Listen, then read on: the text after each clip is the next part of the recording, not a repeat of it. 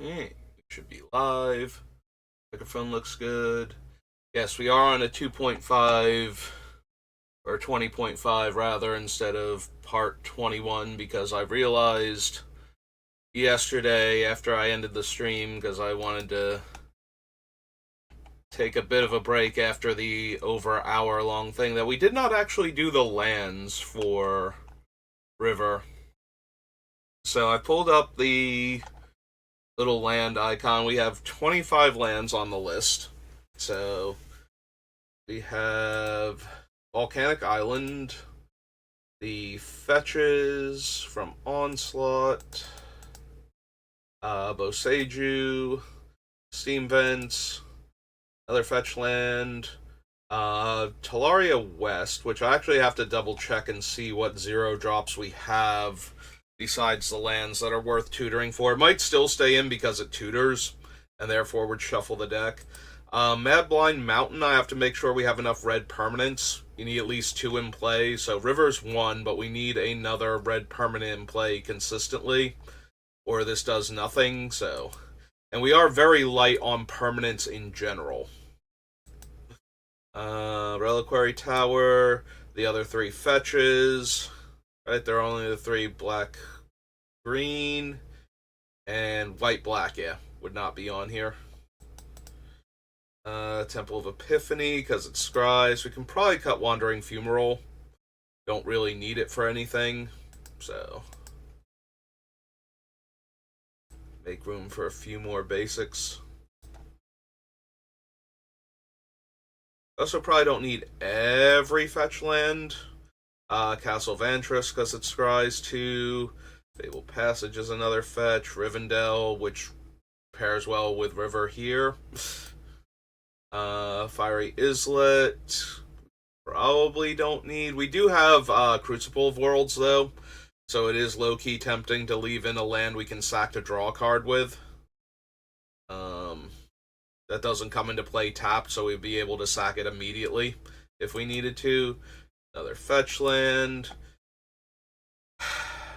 We probably don't need Opal Palace or Path of Ancestry. They both let me scry when I cast River, but that's about it. Although they might be better than Temple of Epiphany, because it's only going to let me scry when it comes into play initially. So, Mirrored Landscape is, of course, another fetch land, and we're back to the top. So, what are our red permanents, real quick, for the Mad Blind Mountain? Because I do want ways to shuffle the deck anyway, so. But I'm pretty sure we've got like 3 red or red, like multicolored planeswalkers, so either mono red or multicolored in red planeswalkers, and that's it to balance out River. Like, I don't think we're running any other red permanents in the deck. Mono blue, spell, Karn's colorless. We do have Melek on the list, so that is another one. That's our first one we've actually encountered. Chandra's 2.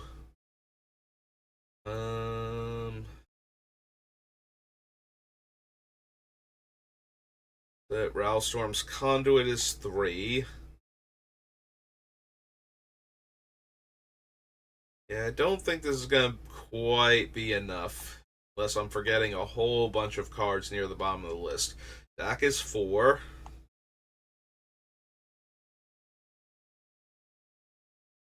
Dockside's 5, and that's it. So, River's always going to be an option, so we have 5 other permanents. So, I don't think Mad Blind Mountain is actually viable in the deck. So,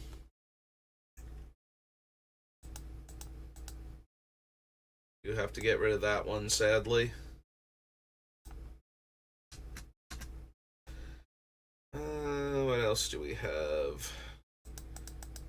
Alright, we want to check the 0 drops for Talaria West real quick. Because right now it might just be other lands that I can tutor for. And while that's fine, because I think we cut Pact of Negation as one of my counter spells, so we can't tutor for that one anymore. And if it's just for land, at that point I'm just running the fetch lands anyway, so we don't have to spend 3 mana to shuffle my deck when most of my other lands will do it just for being the land drop of the turn. The only upside is that we do get to shuffle the deck again if we needed to. You know, crack a fetch land, then cycle or transmute Talaria West into another fetch land for a future turn. Yeah, I'm not seeing any other 0 drops, and I don't remember any of them being on the list. Like, we don't have Mana Crypt, since we're trying to take infinite turns, and we don't need the colorless mana that badly. It's fine if we need the colorless mana, we can always get rid of our own Mana Crypt down the road, but usually we can get rid of it. I do run it in Nin, and every once in a great while I'll be super low on life, but yeah, I think we're safe to get rid of Talaria West then. I cannot type today.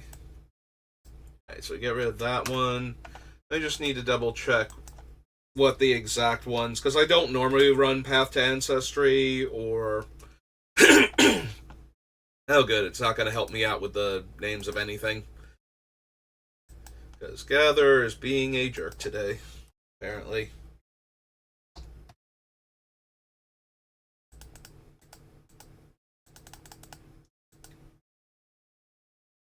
Path of Ancestry.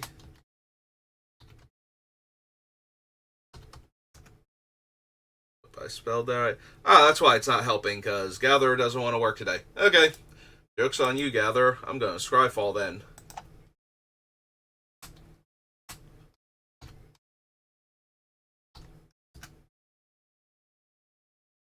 Alright, enters the battlefield tapped. Tap add 1 mana of my commander's color identities. And she is a Time Lord. She is a human and a rogue, in addition to being a Time Lord, so maybe that helps with getting to scry a few extra times. How many humans do I have? Spellseeker, Tribute Mage, and Urza are my only humans. They're all right next to each other. And rogues are non-existent on this list. So, basically only going to happen when I cast my commander and maybe 3 other spells in the deck. And the other one scries based on my commander, I think, so...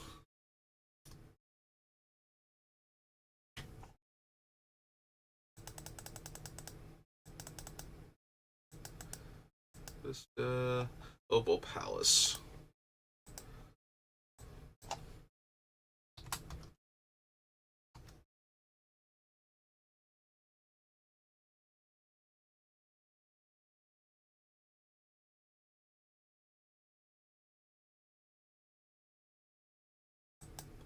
Oh, whichever. So this one, it taps for colorless. I can filter mana. If I spend this mana to cast my commander, it enters the battlefield with a number of additional +1. Oh, this is more towards the damage base one, because you would enter with more counters. For some reason, I was thinking there was another one that scried when I cast my commander based on the number of times I've cast it, but I'm probably conflating the two.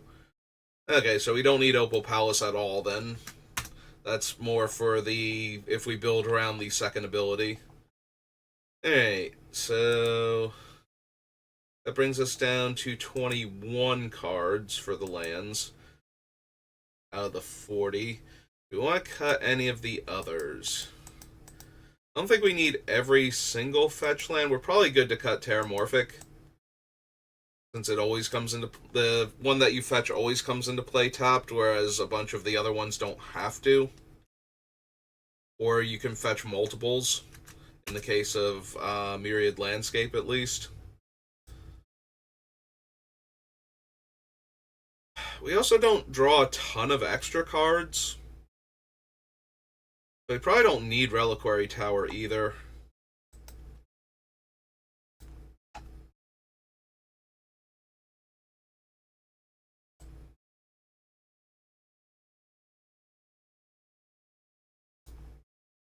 Yeah, I've gotten rid of a bunch of the draw tons of cards. Most of my card advantage comes from being able to play the cards from other sources, so not actually drawing a ton of extra cards anymore. So Reliquary Tower is probably not necessary. We'll keep Fiery Islet because we can keep recycling it to draw more cards. Alright, so that brings me down to 19 out of 40. So we have room for 21 lands. So I'm going to go with... We definitely have a lot more island requirements than mountains. So out of the 21 lands... and we have a ton of fetches, so we can get the one of mountain or even the 2 mountains that we need for like a Chandra or something very easily with this deck. So we probably want to go somewhere around like 15 to 16 islands and then 5 to 6 mountains depending. It's probably 15 islands and 6 mountains.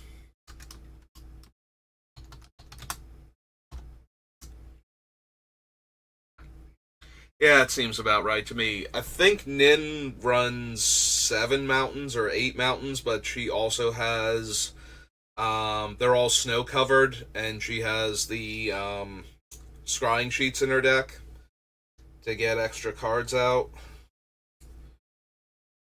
She also runs a few fewer fetch lands and a few more basics overall, I think, though.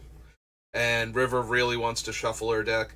Nin was like the 3rd or 4th commander deck I ever built, so I did not bother putting all of the fetches in, despite the fact that she could run them and would probably be okay with them.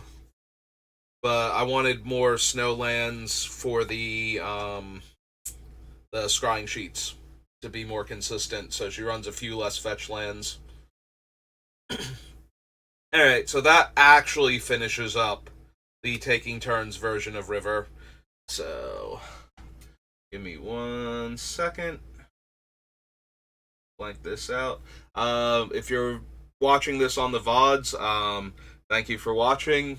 I hope you enjoyed the Taking Turns version of River, and I will see you next time for the just putting good cards on the bottom with River build for the deck.